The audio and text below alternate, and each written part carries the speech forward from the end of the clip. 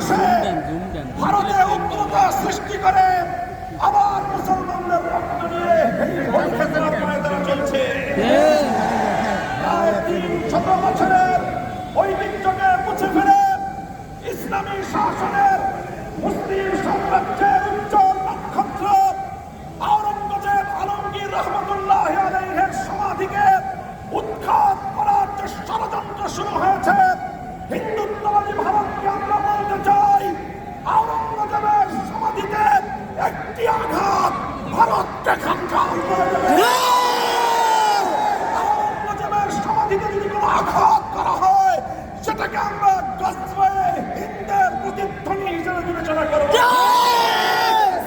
সংগ্রামী সাথী ও বন্ধুগণ, আমি বাংলাদেশ সরকারকে বলবো, আমি আমার সরকারকে স্পষ্ট বার্তা দিতে চাই, শুধুমাত্র নীরব দর্শকের ভূমিকা বাংলাদেশের মানুষ এদেশের সরকারের কাছ থেকে প্রত্যাশা করে না। আপনারা ভারতের প্রয়োজনীয় রাষ্ট্রদূতকে তলব করে যেভাবে আওরঙ্গজেবের সমাধিকে কেন্দ্র করে নতুন করে ভারত জুড়ে দাঙ্গা বানাবার পায়তারা চলছে, এটাকে যেন বন্ধ করার চেষ্টা করা হয়, ভারত সরকার যেন কার্যকরী পদক্ষেপ নেয়।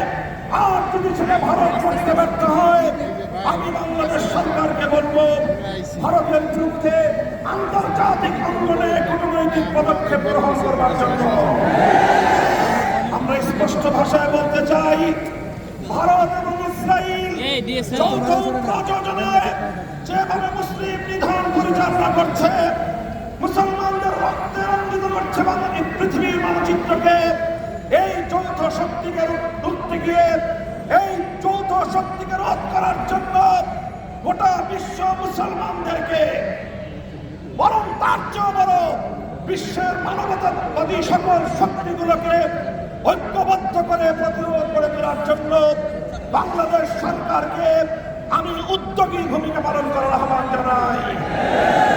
আপনারা আন্তর্জাতিক বিশ্বকে আহ্বান করেন, উদ্যোগ গ্রহণ করুন। বাংলাদেশ আর শুধুমাত্র আন্তর্জাতিক দর্শকের ভূমিকা পালন করতে চায় না। প্রফেসর ডক্টর ইউনূস সাহেব বাংলাদেশের অন্তর্বর্তীকালীন সরকারের প্রধান উপদেষ্টা, একজন আন্তর্জাতিক ব্যক্তিত্ব। আন্তর্জাতিক অঙ্গনে ফিলিস্তিন এবং ভারতের মুসলমানদেরকে রক্ষা করার জন্য অগ্রণী ভূমিকা পালন করুন। আন্তর্জাতিক অঙ্গনে আপনার এবং বাংলাদেশের ভাবমূর্তি আরো নতুন উচ্চতায় উন্নীত হবে ইনশাআল্লাহ। সেই সঙ্গে আমরা দ্ব্যর্থহীন ভাষায় বাংলাদেশ সরকারকে ঘোষণা করে শুনিয়ে দিতে চাই, জনতার পক্ষ থেকে ইসরায়েলের প্রতি বাংলাদেশের চলে আসা কঠোর মনোভাবে কোন ধরনের রদ বদল বাংলার তাওহীদি জনতা বরদাস্ত করবে না। বিগত ফ্যাসিবাদী ভারতীয় দালাল সরকার, ভিনদেশী চক্র, ভিনদেশী এজেন্ট হাসিনা সরকার বাংলাদেশে অব্যাহতভাবে চলে আসা, বাংলাদেশের পাসপোর্ট থেকে এক্সেপ্ট ইসরায়েলের যে সিল মোহর ছিল, বাংলাদেশ ইসরায়েলকে স্বীকৃতি দেয় নাই, তার যে জাতীয় পাসপোর্টে, ন্যাশনাল পাসপোর্টে তার যে স্মৃতিচিহ্ন ছিল, শেখ হাসিনা ভারতের নির্দেশে সেই চিহ্নটুকু মুছে ফেলে ইসরায়েলের প্রতি নত জাতীয় শুরু করেছে। আমরা তার তীব্র নিন্দা জানাই। বর্তমান সরকারকে আবার জাতীয় পাসপোর্টের মধ্যে এক্সেপ্ট ইসরায়েল লেখাকে আবার পুনর্বহাল করবার জোর দাবি জানাই। ইসরায়েলের প্রতি জিরো টলারেন্স নীতিতে সারা পৃথিবীর শান্তিকামী মানুষকে আসবার উদাত্ত আহ্বান জানাই।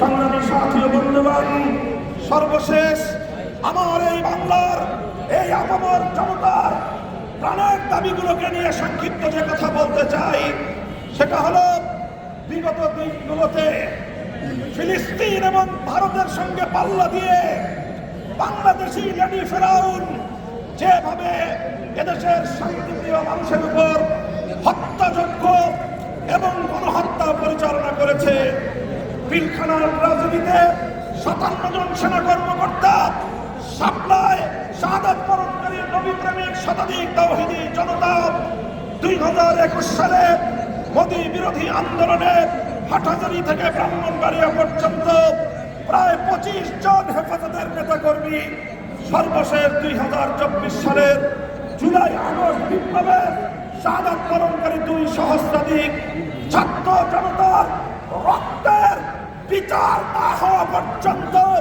বাংলাদেশের রাজনীতিতে আওয়ামী লীগ এবং হাসিনার নাম নিশানা এদেশের মানুষ বরদাস্ত করবে না।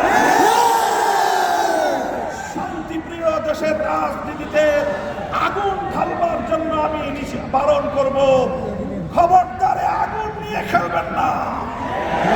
এদেশের প্রতিটি শান্তিকামী মানুষের হৃদয়ে ক্ষোভের আগুন তুষের মতো জ্বলছে।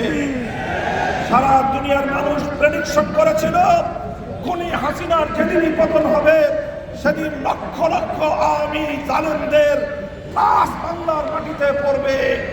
এটাই ছিল সকল মিডিয়া এবং দেশি আন্তর্জাতিক পর্যবেক্ষকদের পূর্ব ধারণা। কিন্তু বাংলাদেশের শান্তিপ্রিয় বিপ্লবীরা সকল আশঙ্কা, সকল সেই পূর্ব ধারণাকে মিথ্যা প্রমাণ করে দিয়ে আওয়ামী লীগের কোন অত্যাচারীর গায়ে, কোন খুনির গায়ে বিচার বহির্ভূত হস্তক্ষেপ করা হয় নাই।